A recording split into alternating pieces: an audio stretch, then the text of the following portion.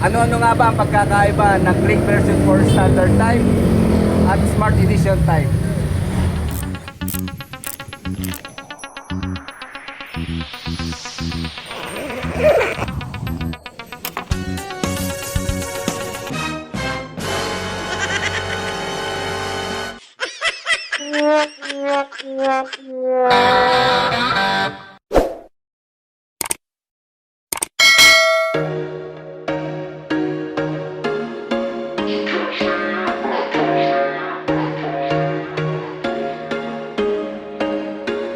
There was once a day that I would pray for you. I'd go and misbehave just so you'd notice too. Sneaking looks up and down from across the room. And damn, what a hell of a view. I feel good, you look great. I like you, I can't wait. A first time, a first date. You're so fine, I'm so late. You sip wine, I drink straight. Don't waste time to my place. I feel my heart erase. So catch me if I fall.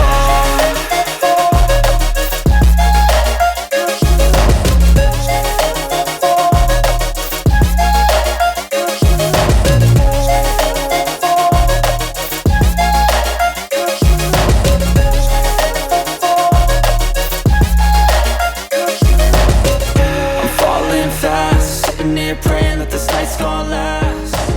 You got it all on tap, I'm loving your vibe.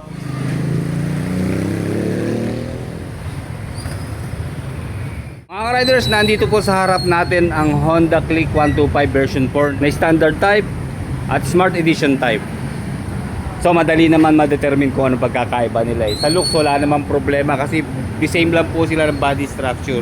Nagkaroon lang po talaga ng pagbabago sa decals design. And then siyempre may tatlong kulay na available po dito sa standard type at dalawang kulay lang naman po dito sa Smart Edition. So meron nga po ditong white, black, and then gray. At dito naman po sa Smart Edition, matte axis gray and then yung matte fresco brown. Then obviously sa decals design, lamang po itong standard type. Napaka-sporty po ng kanyang looks. Maganda ang color combination po na ginamit. Dito sa decals, white, black, and red. At dito naman po sa matte gray, premium po siya mga riders at wala ng decals na ginamit. Dito lang sa side profile sticker ng Honda. And then yung kanya pong emblem na Click, nandito po naka-emboss kulay gold. So dito nga po sa standard type, ayan, decals lang po, wala po siyang emblem ha. Sa lighting system, pareho lang din po sila na all LED. Yung kanya pong pwesto ng headlight, nakayuko, split type. And then yung pong pwesto ng DRL, letter B. Then pagdating dito, parang letter Y dito po sa kanyang turning signals. Which is bumagay naman, di ba? And then sa telescopic fork, pareho din po ng kulay. May pagka metallic gray siya mga riders. And then nagkaroon po ng pagbabago sa mag wheels. Kulay brown po dito sa Smart Edition at pure black naman po dito sa standard type. Pareho pong size 14. And then ang gulong po ay ganun din ang sukat, 90 by 80 by 14. Nagkaiba lang po sila ng brand. Dito po sa Smart Edition, big rubber tire po na naka tubeless. At MVP Star naman po dito sa brand ng standard type.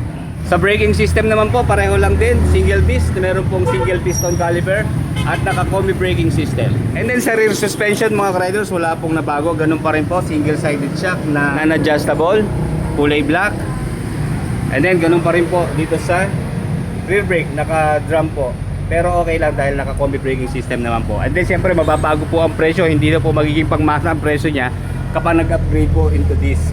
And then same size po ng rear tire, 100 by 80 by 14. Dito po maraming humahanga sa improvement na ginawa sa taillight. Ayan, naging futuristic po siya and very sporty mga riders. So, tumerno dun sa korte ng kanyang DRE, parang letter B shape. And then of course, full LED po hanggang dito sa turning signals na LED rin. May stock na muffler, same pa rin po mga riders. Hanggang dito po sa Smart Edition. Plastic na heat guard, ganun din po dito sa standard type, plastic na heat guard. Then pareho pong 900 ml ang engine oil capacity. Sa grab bar naman po, kulay lang po ang nagbago. Dito po sa Smart Edition, kulay brown at kulay black pa rin po dito sa standard type. Yung shape niya nabago na rin. And then sa upuan naman po tayo, Bali, ito pa rin po yung stock. Pareho lang po sila ng quality ng upuan. Bali, single tone lang po na magaspang mga riders. At hindi siya kalaparan. Then, malambot naman yung foam. 769mm po ang seat height. And then sa curb weight naman po 111 kilos. At nasa 131mm sa ground clearance. So dito nga po naman sa kanyang kulay board, ganun pa rin po, nasa right side yung pwesto ng battery. Then yung lapat hindi po nila binagi. Okay lang kahit wala ng rubber matting mga riders. Kakapit na yan sa atin sa bago. Pero syempre kung mag-upgrade ka, napakagwapo po dito paglalagyan pa natin ng colorful na rubber matting. And then pareho lang din po sila ng under seat storage. Dito po sa U-Box, 18 liters po ang kanilang capacity. Kasya po dyan ng full face helmet. So dito po nga po nakalagay yung stock na side mirror, basic tools, and then manual. Pareho pa rin pong 5.5 liters sa fuel tank capacity. And then syempre sa fuel consumption, ayon po ito sa WMTC test method, 50.3 kilometers per 1 liter. At sa top speed naman po mga riders, 110 kilometers per hour. Isunod naman po natin yung kanyang digital panel. Okay, pareho lang po ha mga riders. Full digital na medyo maliit lang. And then meron po dalawang soft touch na button, select and set. Then nasa gitna po yung kanilang mga logo.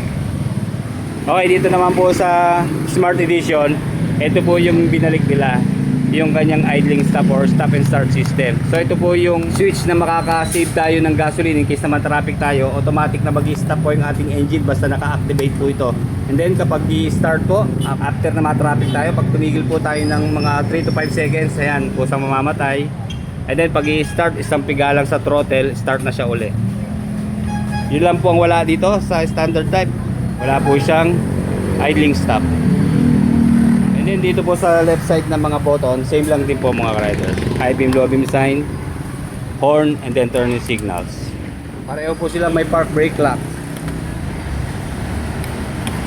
Ito po yung kanilang pinakamalaking pagkakaiba sa ignition system. So dito nga po sa Smart Edition type, naka-keyless na sa kanyang ignition. So ito nga po yung kanyang remote control. Ayan, bali meron pong dalawang button. Ayan, meron na po siyang locator and then alarm. And then ito po yung emergency key. In case na ma-misplace po natin yung susi, mapupuksan pa rin po natin to. Dito lang sa may cover yan. Gamitin po natin itong emergency key. Kaya maganda po, wag po natin pagsasamahin ito katulad yan magkasama. Ibubukod nyo po na lalagyan itong emergency key para hindi pareho ma-misplace. And then malaki pa rin po yung pocket niya dito sa right side hanggang sa left side. Ayan, utility hook sa gitna. Dito po sa left side, ayan, malalim din siya. Pareho na rin po silang type C ang charging port. Ayan. So ganun din po dito sa standard type. Ayan, malaking pocket dito sa right side. Kaya lang shutter key lock lang po siya. Saka tisusi pa rin po. Then yung pong button ng seat. At dito naman po sa left side pocket niya, ayan, pareho lang mga riders, type C na charging port. Check nga natin. Ayan, kahit dalawang cellphone, pasok na pasok. Para kahit umuulan, makakapag-charge tayo, saka hindi mahuhulog pag natakbo. Dahil meron na nga pong cover.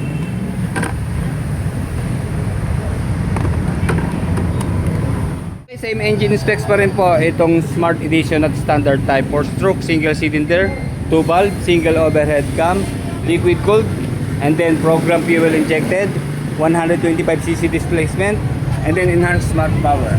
Ganon din po sa performance. Maximum power of 8.26 kilowatts at 8,500 RPM and 11 Newton meter of torque at 5,000 RPM. Para naman po sa presyo ng dalawang motorsiklo na to, dito po ito sa Wheeltech sa Tagus, Laguna. Unahin na po natin dito sa Smart Edition na Click version 4. Ang cash price po niya ay nasa 89,900. And then ang down payment po, 7,500. And then sa monthly naman po, sa 36 months, 4,902.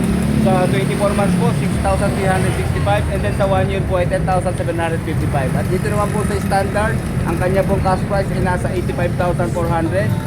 And then ang down payment po niya ay 7,000. Sa monthly po, sa 36 months, 4,708.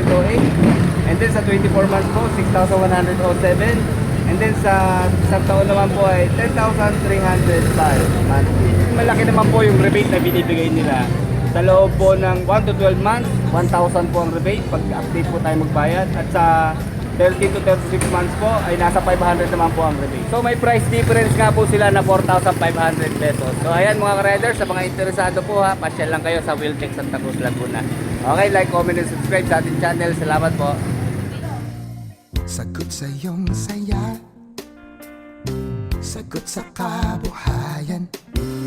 Kung hanap mo'y motor, kami ang sagot sa iyong kailangan.